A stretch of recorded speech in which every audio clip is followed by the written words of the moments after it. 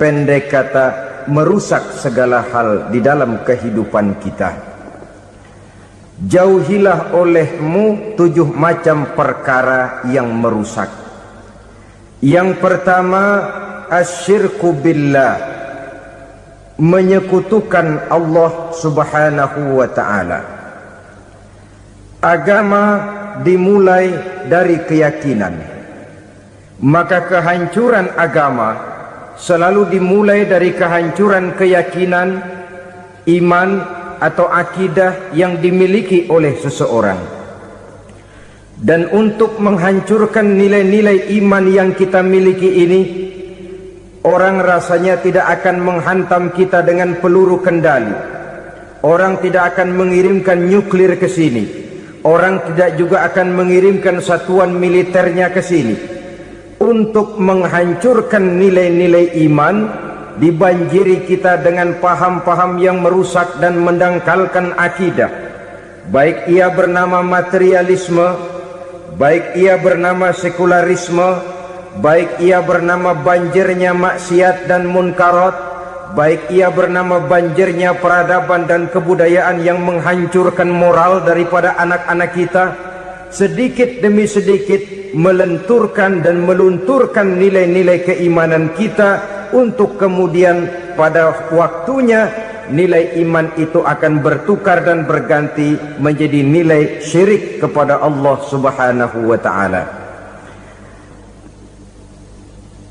Atau pada sisi lain, menjadikan yang selain Allah sebagai tujuan akhir daripada kehidupan kita. Sedangkan kita sama-sama maklum bahwa di dalam pandangan agama Islam, dosa yang tidak berampun, dosa yang terbesar, termasuk dalam kategori bapak moyangnya dosa, tidak lain adalah syirik, yakni menyekutukan Allah subhanahu wa ta'ala. Pola penghancuran iman ini memang berstrategi.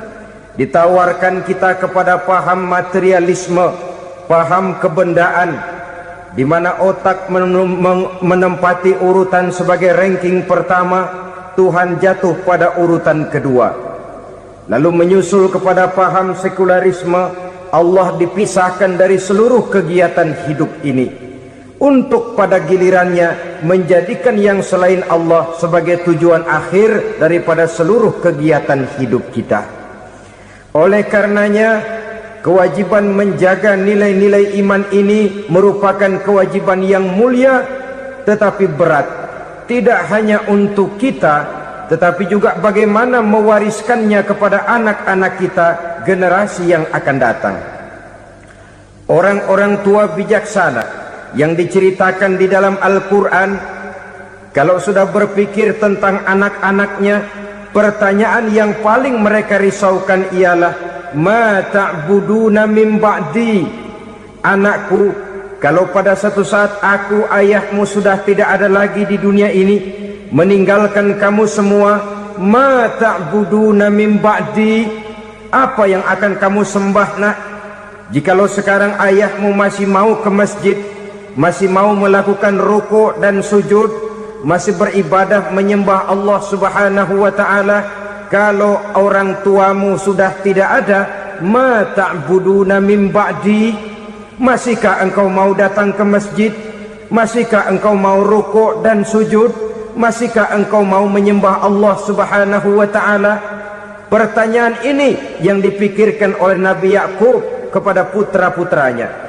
Pertanyaan ini yang diteruskan oleh Nabi Ibrahim kepada anak-anaknya. Pertanyaan ini yang diwariskan oleh generasi ulama salafus saleh kepada para generasi berikutnya. Bagaimana kita generasi sekarang? Kita orang-orang tua sekarang bukan berfikir ma ta'buduna min ba'di, malah yang kita fikirkan ma ta'kuluna min ba'di. Kalau bapak tidak ada nanti kamu makan apa nak? Perkara kamu nyembah apa, urusan nomor 18. Yang penting kamu nanti hidup bisa makan nak. Maka kita sibuk mewariskan harta kepada anak-anak kita. Kita sibuk mewariskan kebun dan tanah kepada anak-anak kita. Kita sibuk mewariskan pabrik kepada anak-anak kita, sementara kita lupa mewariskan intan yang paling mahal, mewariskan mutiara yang paling berharga, yaitu nilai iman kepada Allah Subhanahu wa ta'ala. Alangkah baiknya apabila warisan harta, warisan tanah dan kebun, warisan rumah dan pabrik didasari lebih dahulu dengan mewariskan nilai iman kepada Allah Subhanahu wa ta'ala. Sebagai orang-orang tua, kita boleh bersedih kalau anak kita tidak mengerti komputer. Kita boleh bersedih kalau anak kita tidak mengerti matematika. Kita boleh bersedih kalau anak kita tidak mengerti bahasa Inggris. Tapi sewajarnya lebih bersedihlah kita orang tua jikalau mempunyai anak yang tidak kenal Allah sebagai Tuhannya, yang kemudian tidak mau rukuk dan sujud kepada Allah Tuhannya.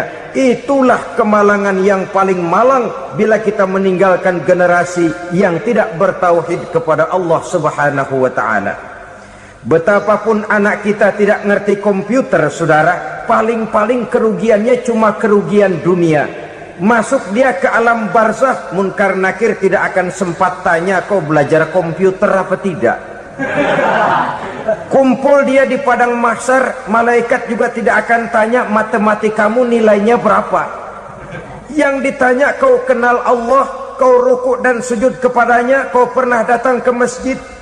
Oleh karena itu sekali lagi, menjaga nilai iman tidak hanya untuk kita, tetapi juga mewariskannya kepada anak-anak kita, generasi yang akan datang. Sungguh kemalangan yang paling besar apabila kita meninggalkan anak-anak kita.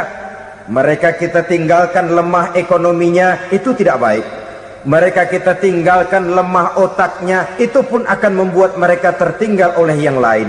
Tapi yang paling celaka, jikalau kita tinggalkan mereka dalam kondisi lemah imannya, rapuh akidahnya, tidak baik dan tidak betul keyakinan hidupnya. Oleh karena itu Nabi berpesan, jauhilah 7 perkara yang merusak. Yang pertama, syirik kepada Allah Subhanahu wa ta'ala, menyekutukan Allah baik dalam ucapan, dalam keyakinan ataupun dalam perbuatan. Ini perkara pertama yang termasuk 7 perusak besar di dalam kehidupan. Kalau sudah jatuh kita ke lembah syirik, bagaimanapun banyak kebaikan yang kita kerjakan, berjiwa sosial, bertangan pemurah, gemar menolong orang lain, kalau memang dasarnya syirik, maka seluruh kebaikan kita akan hancur, tidak akan ada nilainya dalam pandangan Allah Subhanahu wa ta'ala. Dalam pandangan manusia mungkin kita dicatat sebagai orang sosial, gemar menolong orang lain, tidak berpangku tangan melihat orang yang mendapat kesulitan. Tapi oleh karena dasarnya syirik, dasarnya tidak mentauhidkan Allah, maka seluruh nilai kebaikan yang kita kerjakan tidak akan ada nilainya dalam pandangan Allah Subhanahu wa ta'ala. Maka jagalah iman kita, jangan sampai dihinggapi penyakit syirik yang bagaimana kecilnya sekalipun. Sekali lagi, baik syirik dalam bentuk ucapan, syirik dalam bentuk keyakinan, sampai kepada syirik dalam bentuk perbuatan, kita berhindar kepada sifat-sifat yang sedemikian itu. Karena apa? Dalam satu ayat Quran Allah Subhanahu wa ta'ala menjelaskan, innallaha la yaghfiru ayyushraka bih wa yaghfiru ma duna dzalika liman yasha. Allah tidak akan memberi ampun kepada orang-orang yang menyekutukannya, tapi Allah masih mau memberikan ampun kepada dosa-dosa yang selain itu bagi orang-orang yang dikehendakinya. Dosa selain syirik, apabila kita bertaubat, Allah masih mau mengampuni. Tapi kalau sudah jatuh ke tempat syirik, itu sudah dosa yang tidak berampun. Taubatnya tidak lain melepas syirik, kembali kepada tauhid, berkeyakinan bahwa hanya ada Allah Subhanahu wa ta'ala, Tuhan satu-satunya, yang lam yalid walam yulad walam yakul lahu kufuwan ahad. Tidak beranak, tidak pula diperanakkan, dan tidak satupun yang dapat menyerupai Tuhan Allah Subhanahu wa ta'ala. Saudara-saudara kaum muslimin rahimakumullah, Bahwa kita di zaman sekarang memang tidak menyembah berhala, ya. Bahwa kita tidak berterang-terangan mengatakan Tuhan lebih dari satu, memang. Bahwa kita tidak berkeyakinan Tuhan itu punya anak atau diperanakkan, tentu. Tapi dalam perbuatan dan i'tiqad kita kadang-kadang jatuh tanpa kita sadari ke tempat yang bernama syirik ini. Oleh karenanya, di zaman di mana teknologi makin canggih, di mana kemajuan pembangunan makin menjangkau berbagai aspek kehidupan, diperlukan keseimbangan antara kemajuan fisik material dengan kemajuan mental spiritual. Apabila tidak ada keseimbangan, yang terwujud tentulah kepincangan yang diawali dengan pincangnya cara kita berpikir, sehingga pada akhirnya akan mengarah kepada pincangnya cara kita berbuat dan bertindak di dalam kehidupan kita. Oleh karena itu Nabi berpesan, jauhilah sifat syirik, karena syirik merupakan dosa yang teramat besar. Ini sifat merusak yang pertama. Yang kedua kata Nabi, wasihra, jauhilah sihir. Sihir ini juga termasuk perkara yang merusak kehidupan. Kita semua sama-sama maklum bahwa sihir sebenarnya bukan persoalan baru. Sejak sebelum datang Islam, sihir itu sudah ada. Di zaman Yunani kuno, sihir ada. Di zaman Mesir kuno, di zaman Cina kuno, dan yang lain-lain yang serba kuno, sihir itu sudah ada. Bahkan para nabi pun, para rasul yang diutus oleh Allah Subhanahu wa ta'ala, senantiasa berhadapan dengan ahli-ahli sihir untuk menguji kebenaran dari misi yang mereka bawa. Sihir adalah perbuatan di luar kebiasaan yang bisa dikerjakan oleh ahlinya dengan bantuan jin atau setan. Hukum mempelajari sihir adalah haram, mengamalkannya lebih haram lagi. Sebab itu saudara-saudara, sihir merupakan perbuatan merusak yang harus kita jauhi. Ciri-ciri daripada perbuatan sihir, pertama, ia mengandung tipuan, bayangan khayal. Di zaman Nabi Musa misalnya, orang melihat tambang-tambang itu seperti ular. Nabi Musa melayangkan tongkatnya menjadi ular-ular besar yang memakan ular-ular kecil ciptaan tukang-tukang sihir Fir'aun tadi. Lalu sihir bisa terjadi dengan bantuan jin kafir atau setan. Kemudian ciri yang ketiga, sifatnya halus dan tersembunyi. Taruh kata ada seorang ahli sihir yang mempergunakan ayat-ayat Quran sebagai jompa-jampe, sebagai baca-bacaan, itu cuma sekedar kedok. Tujuannya tidak lain menjadikan agama sebagai ketok untuk membenarkan cara yang dimurkai oleh Allah Subhanahu wa ta'ala. Satu hadis yang diriwayatkan oleh Imam Bazar dan Tabrani, Nabi berpesan, laisa minna man tatayyara lahu au takahhana au tukuhhina lahu au sahira lahu. Tidak termasuk ke dalam golonganku, kata Nabi. Tidak termasuk umatku. Siapa mereka? Man tatayyara lahu, orang yang bertatoyur. Apa tatoyur itu? Dari kalimat toyaro, artinya terbang. Toir biasa diartikan dengan burung. Tatoyaro percaya kepada suara-suara burung. Man tatoyaro lahu, mempercayai, meyakini dengan benar-benar kepada suara beburungan. Kan suka ada itu, nah bunyi burung tuh, maling liwat. Maling liwat. Burung bunyi, maling liwat. Itu termasuk tatoyaro lahu, percaya kepada suara burung. Kan aneh kalau suara orang nggak dipercaya, suara burung malah dipercaya. Ada ustadz ceramah, kiai ngaji, nggak mau didengerin. Burung dengerin benar. Nah, suaranya dari sebelah mana? Belah kulon. Nah, itu tandanya ano. Habis dihitung-hitung, itu termasuk tatoyaro lahu, au takahana, atau bertenung, au tukuhina, atau minta ditenungkan, au sahiro lahu, atau melakukan perbuatan sihir, atau minta disihirkan. Laisa minna, tidak termasuk ke dalam golonganku, kata Nabi. Sehingga dengan demikian saudara-saudara, menghadapi sihir dengan sihir sekalipun termasuk perbuatan yang tidak diajarkan oleh agama. Kita kan mempelajari sihir untuk jaga diri, tidak apa-apa. Yang dilarang mengamalkannya, dilarang juga mempelajarinya. Sebab orang kalau sudah mengetahui, biasanya lalu terangsang untuk mencoba. Kalau percobaannya berhasil, biasanya terangsang untuk coba lagi dan coba lagi. Pada akhirnya ketagihan, lalu beralih menjadi profesi, apalagi itu nanti bisa mendatangkan hasil uang. Saudara-saudara kaum muslimin rahimakumullah, kita manusia makhluk nyata. Kita hidup di alam nyata, terikat oleh sunnatullah, causality.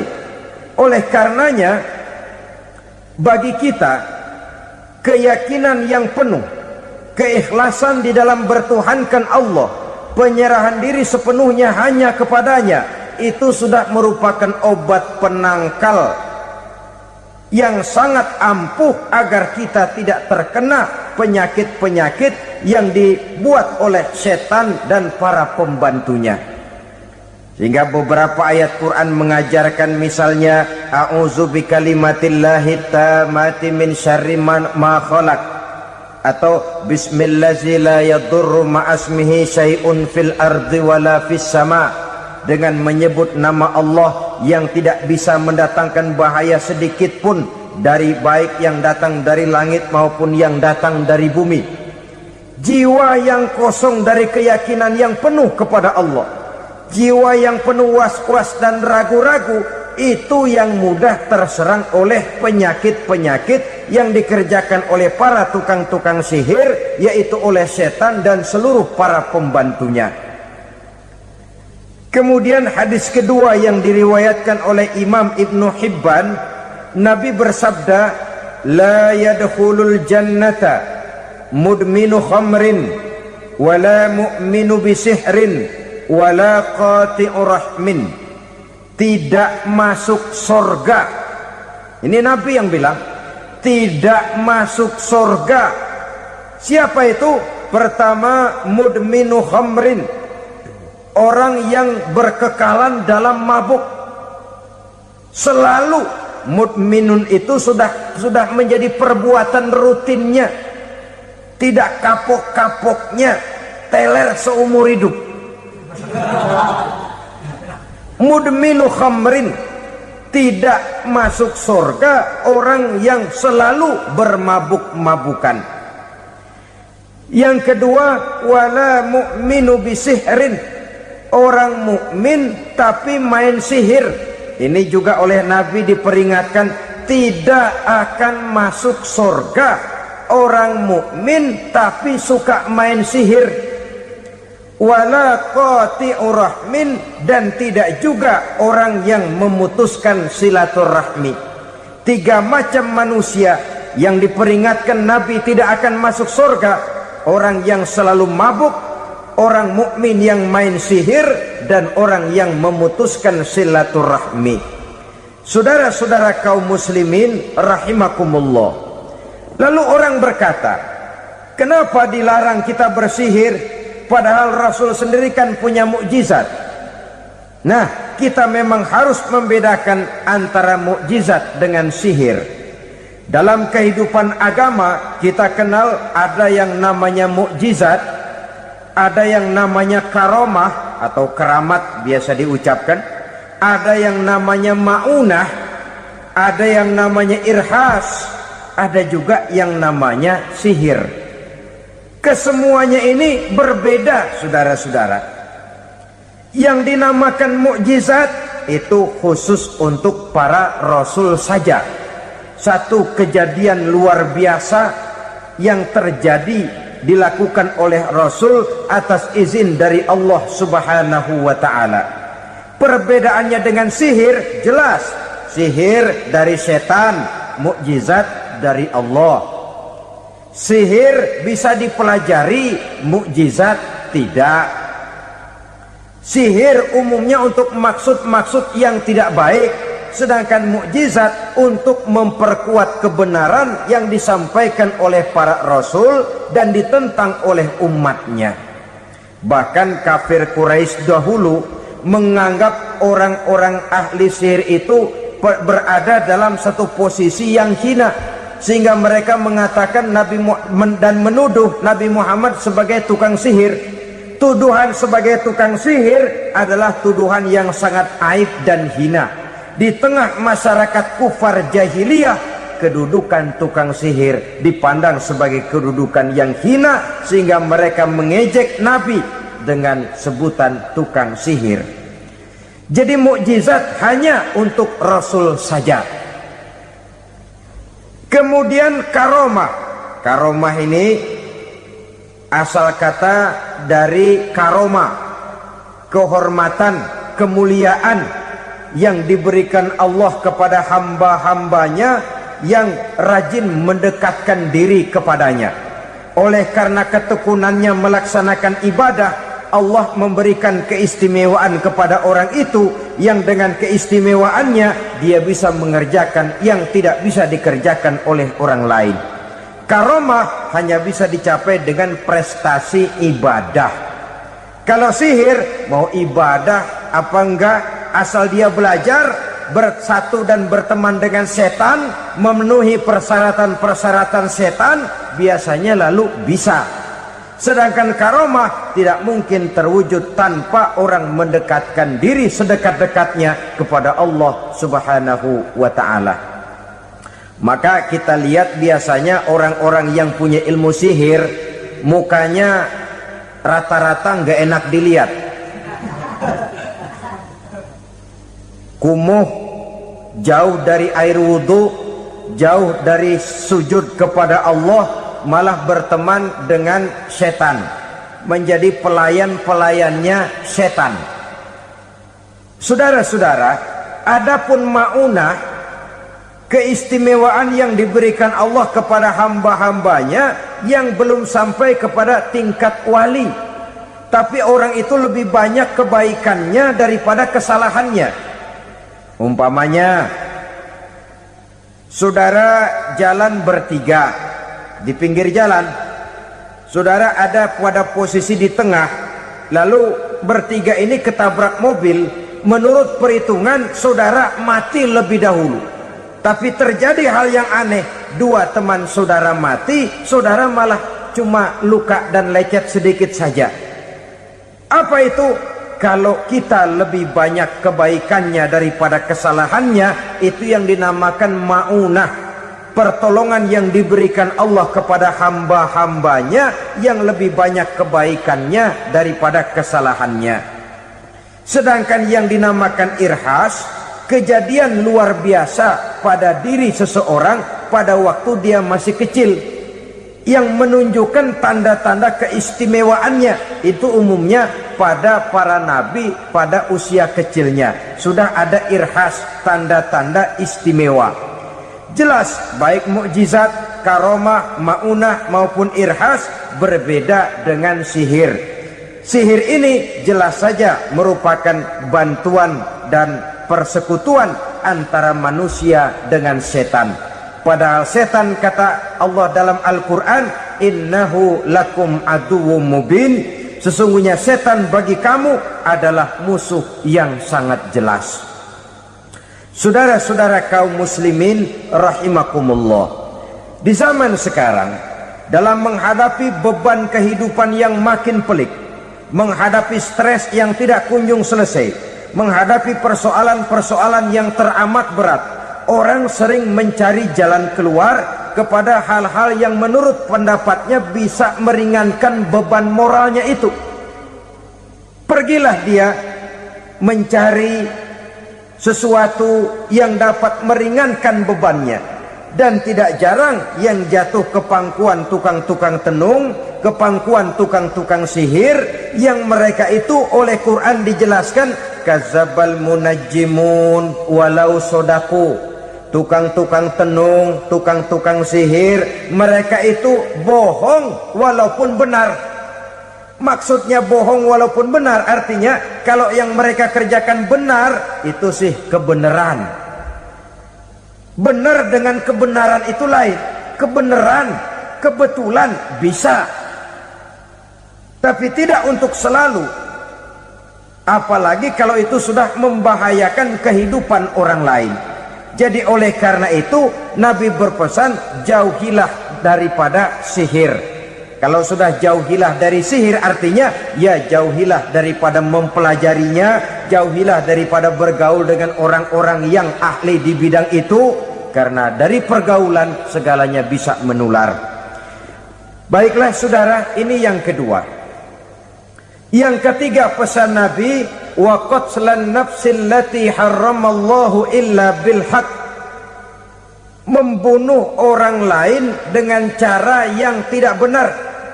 Membunuh orang yang diharamkan oleh Allah Subhanahu wa taala untuk melakukannya kecuali dengan alasan yang benar. Kita tahu Islam adalah agama damai.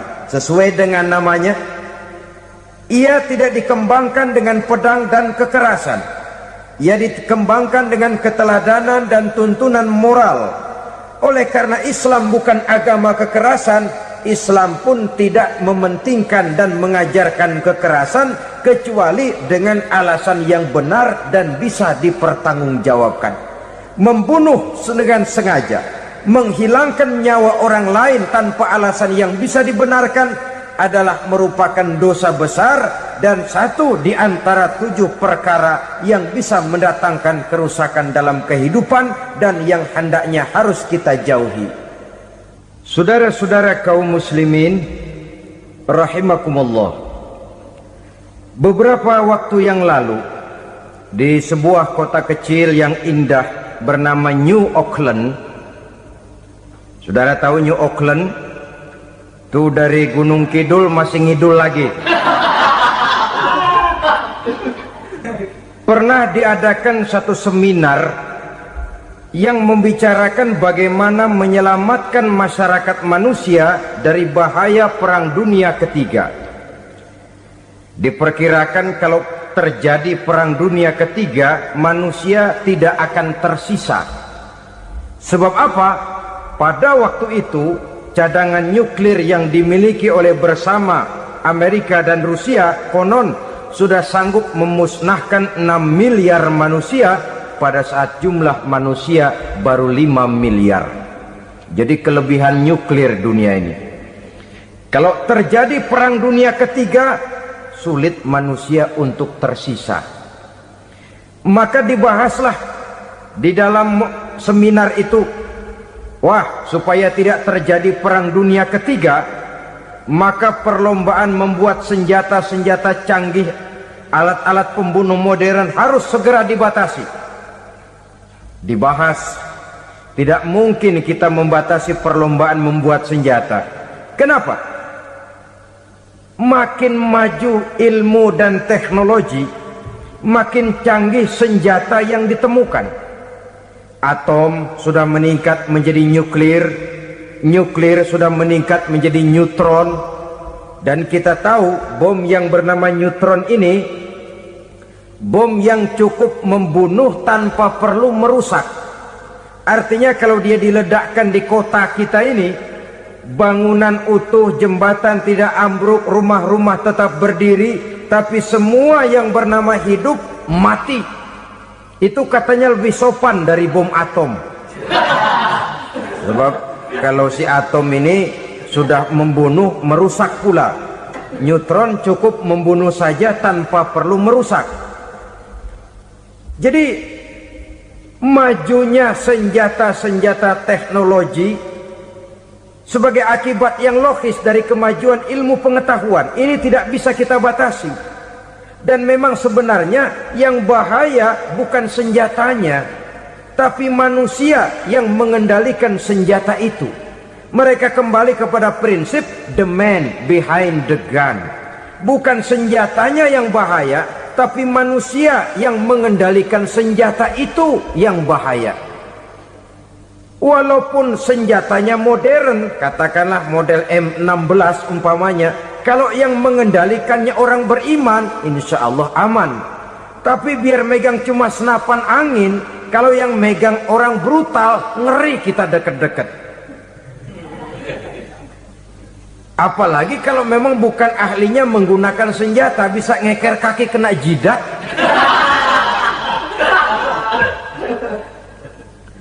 Mereka kembali kepada prinsip lama yang tetap baru. Bukan senjatanya yang harus dibatasi, manusia yang mengendalikan senjata itu yang perlu dibicarakan. Nah, kalau begitu, agar manusia tidak mempergunakan senjata sewenang-wenang, apa yang harus kita lakukan?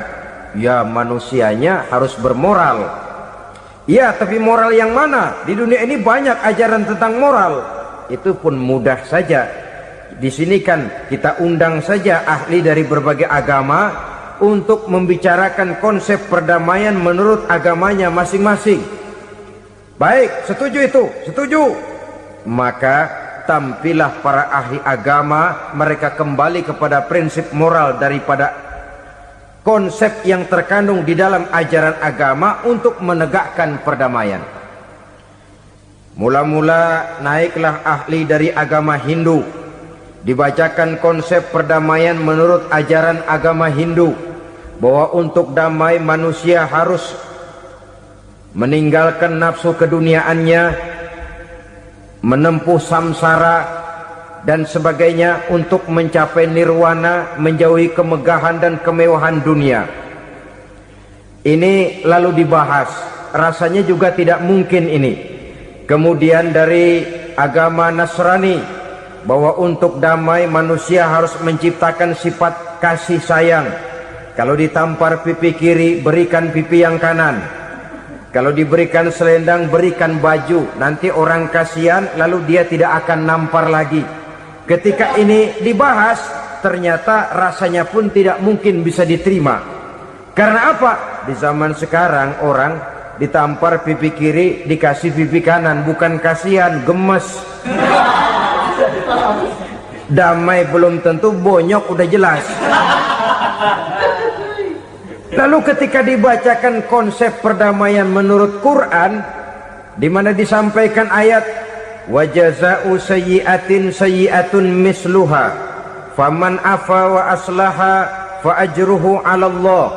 Balasan terhadap satu kejahatan adalah kejahatan yang seimbang, tetapi barang siapa yang memberi maaf dan mencari jalan damai, itulah yang terbaik dan akan mendapat pahala dari Allah Subhanahu wa ta'ala. Kamu tidak salah ditampar pipi kirimu, tampar lagi pipi kirinya sekeras dia menampar pipi kirimu. Nanti orang tidak mau menampar kita karena dia tahu kalau dia tampar kita, dia akan menderita tamparan sekeras dia menampar kita. Akan terjadilah prinsip saling hormat menghormati, tidak saling ganggu, tidak saling usil, tidak saling jahil. Atas dasar ini perdamaian bisa ditegakkan. Mereka bisa menerima konsep ini, tapi kemudian seminar ditutup tanpa satu keputusan resmi. Kenapa? Terus terang mereka kagum dengan konsep Islam, tapi sentimen lama terhadap nilai-nilai Islam telah menutup mata mereka untuk menerima kebenaran dari ajaran Al-Quranul Karim. Saudara-saudara kaum muslimin rahimakumullah, kembali kita kepada persoalan pokok. Roh adalah dari Allah, dia akan kembali kepada Allah, milik mutlak dari Allah. Tidak pantas kita merampasnya dari orang lain. Tidak wajar kita menghilangkannya tanpa alasan yang dibenarkan oleh agama.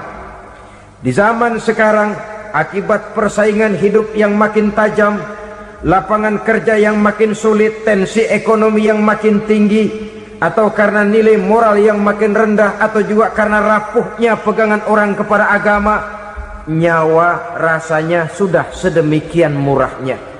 Berbagai kasus membuat berdiri bulu roma kita. Ada mayit, ada manusia dipotong 6, dicincang macam kambing. Ada yang dipotong 5, ada yang dipotong 13, dikardusin, dibuang ke tempat sampah. Inna lillahi wa inna ilaihi raji'un. Gejala apa ini? Kanibalisme. Manusia sudah demikian sadisnya, manusia sudah sedemikian buasnya, sehingga sesama manusia diperlakukan seperti hewan. Padahal hewan sendiri belum pernah macan makan macan, bagaimanapun buasnya macan. Belum pernah serigala memakan serigala, bagaimanapun brutalnya serigala. Tetapi manusia makan manusia di zaman sekarang kadang jadi kenyataan dalam kehidupan kita. Kadang persoalannya remeh saja, soal uang 200 perak, pisau bicara, nyawa melayang. Soal rokok sebatang, celurit bicara, nyawa melayang. Soal-soal yang sama sekali tidak prinsip, begitu mudah kita menghilangkan nyawa orang lain. Padahal Nabi pernah memperingatkan, apabila dua orang muslim sudah berkelahi dan berbunuh-bunuhan, al-qatil wal maktul finnar, yang membunuh dan yang terbunuh dua-duanya neraka. Sahabat heran, ya Rasul, kalau yang terbunuh, kalau yang membunuh masuk neraka itu sih wajar, tapi yang terbunuh kenapa neraka juga? Beliau menjawab, dua-duanya sudah punya niat untuk saling membunuh. Niatnya itu yang diponten. Yang terbunuh cuman lagi apos aja, keduluan dia. Umpama tidak terbunuh, pasti dia yang akan membunuh. Oleh karenanya al-qatil wal maktul, yang membunuh dan yang dibunuh finnar, dua-duanya masuk ke dalam neraka. Islam menghormati kehidupan, tidak hanya terbatas kepada sesama muslim, orang-orang yang berlainan agama pun yang mau hidup berukun, damai, berdampingan dengan umat Islam, jiwa mereka, darah mereka dilindungi oleh nilai-nilai Islam yang disebut dengan kafir zimmi ini. Mengganggu mereka sama saja dengan mengganggu aku, kata Nabi. Jadi oleh karena itu, sayangilah sesama. Kehidupan adalah anugerah Allah, bukan wewenang kita untuk mencabutnya dari orang lain, bukan wewenang kita untuk merampas dan menghilangkannya dari orang lain. Apa yang tidak enak terjadi pada diri kita, begitu pula lah apabila terjadi pada diri orang lain. Sehingga Nabi mengatakan, la yu'minu ahadukum hatta yuhibba li akhihi ma yuhibbu li nafsihi. Belum dikatakan beriman seseorang kamu apabila dia belum mencintai saudaranya seperti ia mencintai dirinya sendiri. Apa yang enak dirasakan oleh orang lain, enak juga dirasakan oleh dia. Mengukur orang lain dengan diri sendiri. Kalau orang lain tanpa salah saya fitnah, kalau saya tanpa salah difitnah orang, enak apa enggak? Enggak, orang lain juga begitu. Kalau orang lain tanpa salah saya tempeleng kepalanya, enak apa tidak? Tidak. Orang lain juga begitu. Yang tidak enak terjadi pada diri kita, tentu tidak enak juga kalau terjadi pada orang lain. Mengukur orang lain dengan diri sendiri, sehingga tidak timbul sifat egois, tidak menari di atas bangkai orang lain, tidak mendirikan kebahagiaan di atas untayan air mata orang lain. Sehingga dengan demikian saudara-saudara, dia bisa menghormati kehidupan, menghormati orang lain sebagaimana dia ingin dihormati. Inilah perbuatan ketiga yang merusak, membunuh orang lain dengan yang diharamkan Allah tanpa alasan yang benar. Yang ketiga. Kemudian yang keempat, perbuatan merusak wa aklar riba, makan riba. Hidup adalah tolong menolong. Bahasa kerennya take and give katanya. Saling memberi dan saling menerima. Nabi mengajarkan, man kuraba kurbatan min kurabid dunya karaballahu lahu kurbatan min kurabi yaumal qiyamah. Wallahu fi aunil abdi madamal abdu fi auni akhihi. Siapa yang meringankan beban dari beban-beban yang dirita seseorang di dalam kehidupan dunia, Allah akan meringankan bebannya daripada beban-beban yang harus dipikulnya di hari kiamat nanti. Wallahu fi aunil abdi madamal abdu fi auni akhihi. Allah senantiasa akan menolong seorang hamba selama hamba itu masih mau menolong saudaranya. Allah selalu akan menolong seorang hamba selama hamba itu masih mau menolong saudaranya. Apabila kita sudah berpangku tangan terhadap kesulitan orang lain, biasanya pun pada saat kita mendapat kesulitan, kita akan sulit juga memperoleh pertolongan. Nah, riba alias renten, kedoknya adalah menolong orang, tapi sama juga bulu buntutnya dilepas, palanya dicekek. Menolong orang pada akhirnya menjadi beban bagi seseorang, dan memang mencari orang-orang yang berada dalam posisi kesulitan, biasanya di daerah-daerah di mana musim paceklik, jadi lapangan kerja sulit, sedangkan urusan perut tidak bisa ditunda. Akhirnya orang terjebak ke dalam rentenir, ke dalam riba, ke dalam renten. Bunga berbunga, sehingga satu saat jumlah bunganya bisa lebih besar dari jumlah pinjaman pokoknya. Kemudian kalau juga ternyata tidak bisa dibayar, rumah jadi taruhan. Memang rumah satu-satunya, begitu rumah ditarik mulain camping. Bukankah pada akhirnya akan mewariskan kesengsaraan? Oleh karena itu, kepada kita berusahalah jangan berhubungan dengan rentenir, jangan makan renten dan riba. Kepada mereka yang melaksanakan riba, walaupun mendatangkan keuntungan materi, tapi percayalah, harta yang didapat dengan jalan riba tidak akan membawa keberkahan. Manakala tidak membawa keberkahan, dia tidak akan mendatangkan ketenangan di dalam kehidupan kita. Oleh karenanya, memakan harta riba termasuk perbuatan yang merusak sendi-sendi kehidupan sosial, merusak kehidupan orang lain, merusak kehidupan masyarakat, tetangga, pergaulan, dan sebagainya. Yang kelima, wa akla malil yatim, memakan harta anak yatim dengan cara yang zalim. Nih, memang lezat. Anak yatim itu nggak tahu urusan apa-apa. Kita diamanahkan untuk mengurusinya. Kadang-kadang dibentuklah panitia penyantunan yatim piatu. Yatimnya mah tetap kelaparan, panitianya yang pada gendut.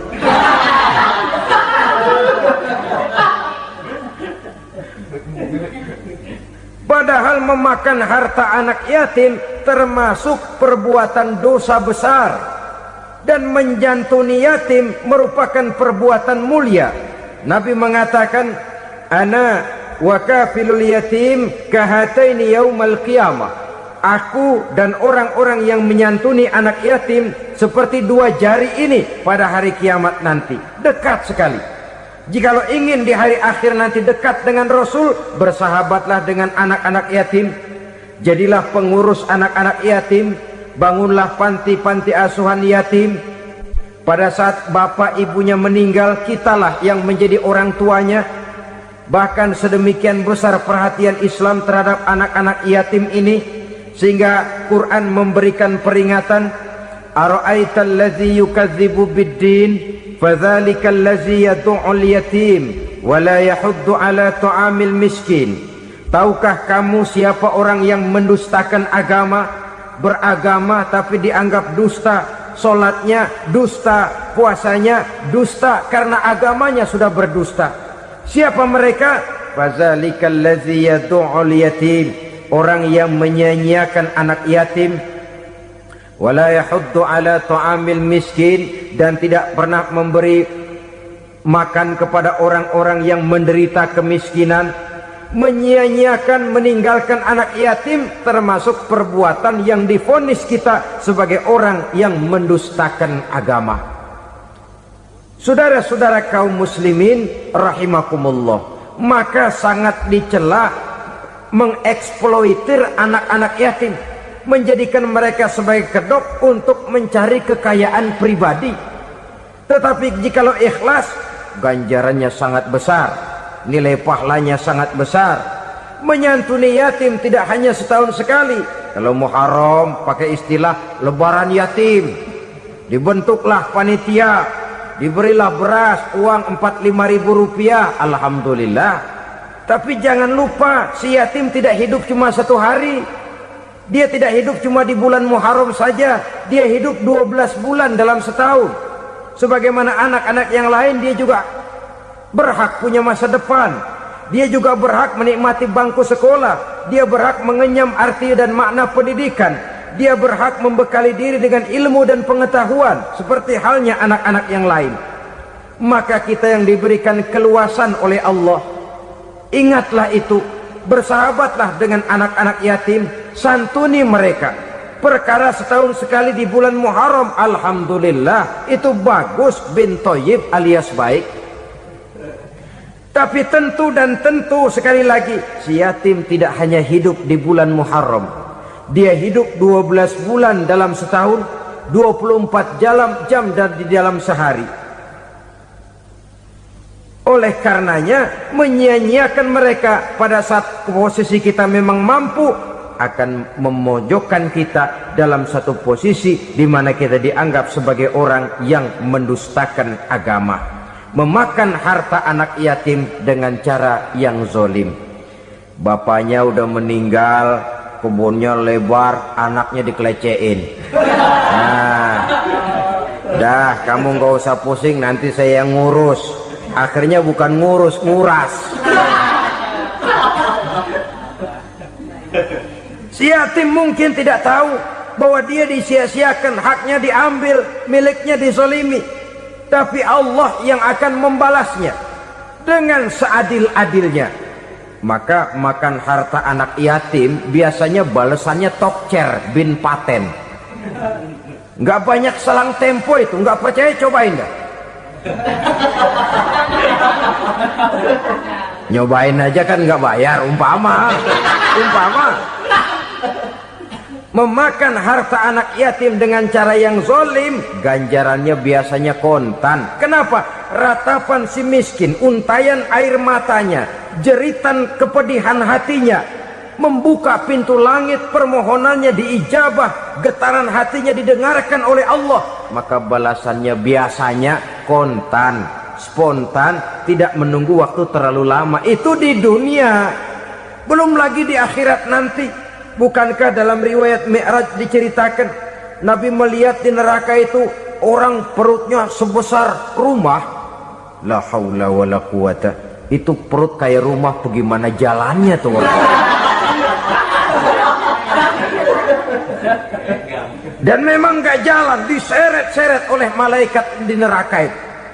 Hancur perutnya, amburadul itu perut. Berantakan isinya, dibulatkan lagi, diseret lagi, hancur lagi, dibulatkan lagi. Sampai Nabi tanya, orang itu begitu berat siksanya kenapa ya Jibril? Itu Muhammad, waktu di dunia dulu rakus banget makan harta anak yatim. Begitu vonisnya, begitu menyedihkan nasibnya di akhirat. Tapi di dunia pun ketidakberkahan itu sudah membayangi kehidupannya. Oleh karena itu, kepada saudara-saudara yang mendapat titipan anak yatim, berbahagialah, karena semulia-mulia rumah adalah rumah yang di dalamnya ada anak yatim yang disantuni. Sehina-hina rumah adalah rumah di mana di dalamnya ada anak yatim yang disia-siakan. Begitu kata Nabi kita. Rumah yang paling mulia dalam pandangan Allah, rumah yang di dalamnya ada anak yatim yang disantuni. Rumah yang paling hina dalam pandangan Allah, rumah yang di dalamnya ada anak yatim yang nasibnya disia-siakan. Berbahagialah saudara apabila menjadi penyantun anak-anak yatim, pelindung mereka, sehingga mereka mempunyai masa depan sebagaimana anak-anak lainnya. Rasulullah sendiri sedemikian peka terhadap keadaan anak-anak yatim karena beliau sendiri memang mengalami umur 6 bulan dalam kandungan ibu, beliau sudah ditinggalkan oleh ayahnya. Pada saat berusia 6 tahun ibu sudah meninggal, yatim piatu dalam usia di mana beliau sedang perlu belas kasih seorang ibu dan pengertian seorang bapa. Kepekaan itu lalu timbul, bahkan kemudian sampai kepada beliau berkata, aku dan orang yang menyantuni anak yatim seperti jari tengah dan jari telunjuk di hari akhirat nanti. Sedemikian dekatnya. Baiklah ya, jadi yang kelima, memakan harta anak yatim. Jauhi, karena ini perbuatan yang merusak. Yang keenam, watawalli yaumaz zahfi, melarikan diri pada hari pertempuran. Apa ini? Khianat, tidak konsekuen dengan konsep perjuangan. Pada mulanya keras benar teriak, berantas korupsi, ganyang korupsi, cuma karena belum dapat giliran.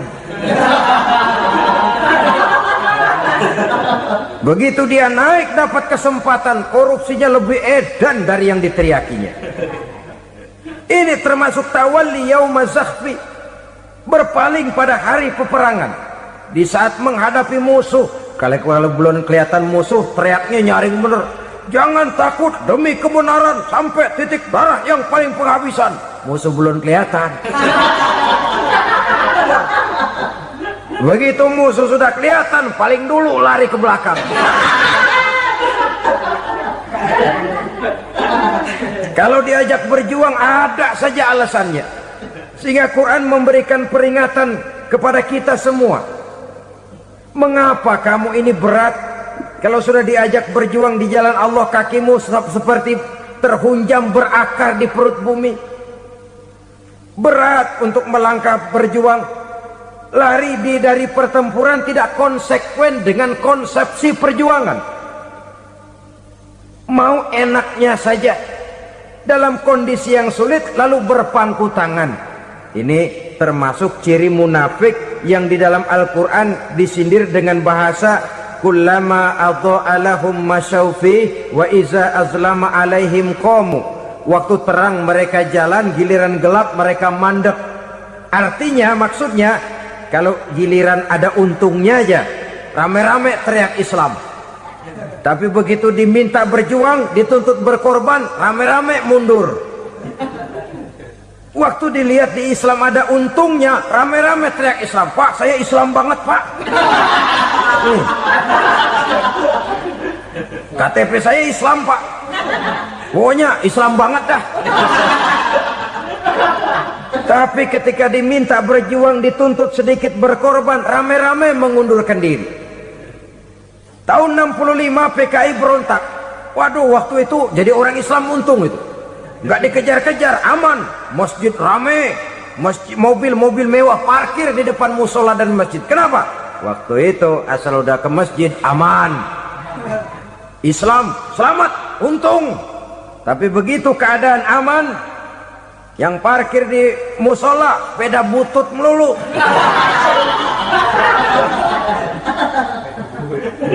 Waktu terang mereka jalan, waktu gelap mereka berhenti. Dikala di Islam ada untungnya, baru wah Islam bagus, Islam hebat. Tapi waktu dilihat ada kerugian, jangan bawa-bawa Islam dah. Jangan bicara soal Islam, ini kan bukan soal agama. Bukan soal agama. La haula wa la quwata illa billah. Beragama kita ambil talfik fiddin, mengambil yang enteng-enteng saja dalam urusan beragama ini. Tidak konsekuen kita dengan Islam kita. Seolah kita mau memilih mana yang terasa cocok sama selera kita, kita teriak Islam. Beratan aja dikit, rame-rame berpaling. Itu termasuk tawalli yaumaz zahfi.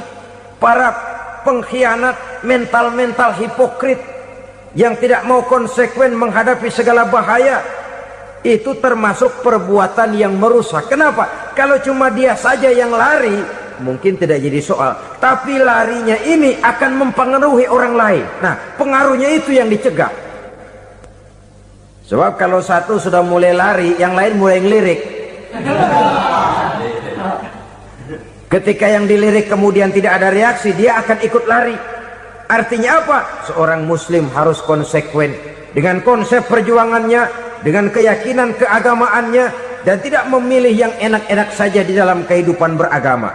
Lari dari pertempuran, bermental khianat, mengkhianati agama, merupakan satu di antara sifat yang merusak. Terakhir saudara, wa qazfal muhsanatil ghafilatil mu'minat, menuduh perempuan baik-baik yang tidak tahu menahu tentang tuduhan yang dituduhkan kepadanya, menuduh perempuan mukmin yang baik-baik yang tidak tahu menahu tentang tuduhan yang dilakukan kepadanya. Fitnah lebih bahaya daripada pembunuhan. Orang yang tidak salah bisa hancur namanya, orang yang berniat baik bisa ambruk perjuangannya oleh karena fitnah. Sehingga dikatakan al-fitnatu asyaddu minal qatli. Fitnah lebih bahaya daripada pembunuhan. Maka memfitnah ini termasuk satu dosa di antara 7 hal merusak yang harus kita jauhi semampu kita, semampu-mampunya. Mengupayakan sebisa-bisanya jangan sampai terjebak ke dalam hal yang demikian. Nah saudara-saudara, inilah saja pertemuan kali ini. Mudah-mudahan ada manfaatnya. Semoga Allah memberikan kekuatan zahir dan batin kepada kita untuk bisa menjauhi 7 perkara yang merusak ini. 7 macam perkara yang merusak. Merusak akidah dan keimanan, merusak amal perbuatan yang sudah kita kerjakan, merusak sendi-sendi kehidupan sosial, pendek kata merusak segala hal di dalam kehidupan kita. Jauhilah olehmu 7 macam perkara yang merusak. Yang pertama, asyirku billah, menyekutukan Allah subhanahu wa ta'ala. Agama dimulai dari keyakinan, maka kehancuran agama selalu dimulai dari kehancuran keyakinan, iman atau akidah yang dimiliki oleh seseorang. Dan untuk menghancurkan nilai-nilai iman yang kita miliki ini, orang rasanya tidak akan menghantam kita dengan peluru kendali. Orang tidak akan mengirimkan nuklir ke sini. Orang tidak juga akan mengirimkan satuan militernya ke sini. Untuk menghancurkan nilai-nilai iman, dibanjiri kita dengan paham-paham yang merusak dan mendangkalkan akidah. Baik ia bernama materialisme, baik ia bernama sekularisme, baik ia bernama banjirnya maksiat dan munkarat, baik ia bernama banjirnya peradaban dan kebudayaan yang menghancurkan moral daripada anak-anak kita. Sedikit demi sedikit melenturkan dan melunturkan nilai-nilai keimanan kita, untuk kemudian pada waktunya nilai iman itu akan bertukar dan berganti menjadi nilai syirik kepada Allah subhanahu wa ta'ala. Atau pada sisi lain, menjadikan yang selain Allah sebagai tujuan akhir daripada kehidupan kita. Sedangkan kita sama-sama maklum bahwa di dalam pandangan agama Islam, dosa yang tidak berampun, dosa yang terbesar, termasuk dalam kategori bapak moyangnya dosa, tidak lain adalah syirik, yakni menyekutukan Allah subhanahu wa ta'ala. Pola penghancuran iman ini memang berstrategi. Ditawarkan kita kepada paham materialisme, paham kebendaan, di mana otak menempati urutan sebagai ranking pertama, Tuhan jatuh pada urutan kedua. Lalu menyusul kepada paham sekularisme, Allah dipisahkan dari seluruh kegiatan hidup ini, untuk pada gilirannya menjadikan yang selain Allah sebagai tujuan akhir daripada seluruh kegiatan hidup kita. Oleh karenanya, kewajiban menjaga nilai-nilai iman ini merupakan kewajiban yang mulia tetapi berat, tidak hanya untuk kita tetapi juga bagaimana mewariskannya kepada anak-anak kita, generasi yang akan datang. Orang-orang tua bijaksana yang diceritakan di dalam Al-Quran, kalau sudah berpikir tentang anak-anaknya, pertanyaan yang paling mereka risaukan ialah, ma ta'buduna min ba'di. Anakku, kalau pada satu saat aku, ayahmu sudah tidak ada lagi di dunia ini, meninggalkan kamu semua, ma ta'buduna min ba'di, apa yang akan kamu sembah nak? Jikalau sekarang ayahmu masih mau ke masjid, masih mau melakukan rukuk dan sujud, masih beribadah menyembah Allah Subhanahu wa ta'ala, kalau orang tuamu sudah tidak ada, ma ta'buduna min ba'di, masihkah engkau mau datang ke masjid? Masihkah engkau mau rukuk dan sujud? Masihkah engkau mau menyembah Allah Subhanahu wa ta'ala? Pertanyaan ini yang dipikirkan oleh Nabi Yakub kepada putra-putranya. Pertanyaan ini yang diteruskan oleh Nabi Ibrahim kepada anak-anaknya. Pertanyaan ini yang diwariskan oleh generasi ulama'us salafus saleh kepada para generasi berikutnya. Bagaimana kita generasi sekarang? Kita orang-orang tua sekarang bukan berfikir ma ta'buduna min ba'di, malah yang kita fikirkan ma ta'kuluna min ba'di. Kalau bapak tidak ada nanti kamu makan apa nak? Perkara kamu nyembah apa, urusan nomor 18. Yang penting kamu nanti hidup bisa makan nak. Maka kita sibuk mewariskan harta kepada anak-anak kita. Kita sibuk mewariskan kebun dan tanah kepada anak-anak kita. Kita sibuk mewariskan pabrik kepada anak-anak kita, sementara kita lupa mewariskan intan yang paling mahal, mewariskan mutiara yang paling berharga, yaitu nilai iman kepada Allah Subhanahu wa ta'ala. Alhamdulillah, demikian ceramah untuk hari ini. Semoga ilmu yang disampaikan menjadi manfaat dan keberkahan untuk kita semua. Mohon maaf bila ada kekurangan. Wassalamualaikum warahmatullahi wabarakatuh.